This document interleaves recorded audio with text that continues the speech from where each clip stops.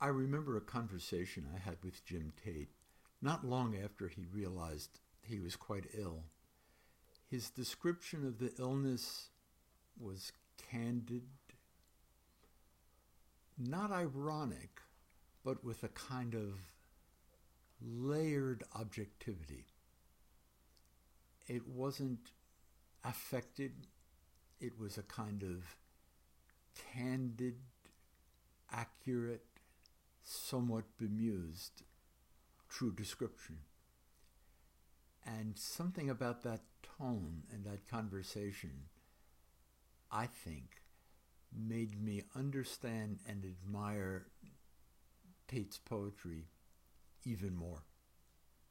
This is the government lake. The way to the toy store was blocked by a fallen tree in the road. There was a policeman directing traffic down a side street. I asked him what happened. He said, "Lightning in the night." I took the turn and drove down the street looking for a way to turn back. Other streets were blocked by fallen trees, and I couldn't find a way back to the toy store. I kept driving, and soon I was on the outskirts of town. I got on a highway and drove, soon forgetting the toy store and what I was supposed to get there. I drove on as if I was hypnotized, not noticing the signs for turn-offs. I must have driven a couple of hours before I woke up. Then I took the next exit and had no idea where I was. I drove down a straight, tree-lined lane with farmhouses on either side.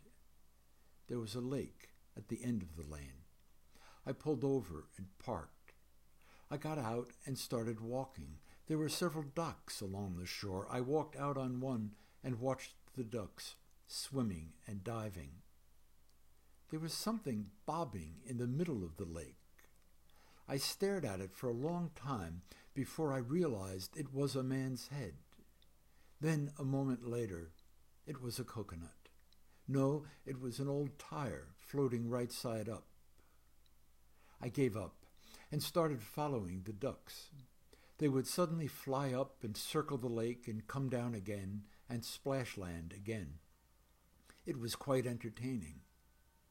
A man walked up behind me and said, "This government lake is off limits to the public. You'll have to leave." I said, "I didn't know it was a government lake. Why should it be off limits?" He said, "I'm sorry, you'll have to leave." "I don't even know where I am," I said. "You'll still have to leave," he said. "What about that man out there?" I said, pointing to the tire. "He's dead," he said. "No, he's not. I just saw him move his arm," I said. He removed his pistol from his holster and fired a shot. "Now he's dead," he said.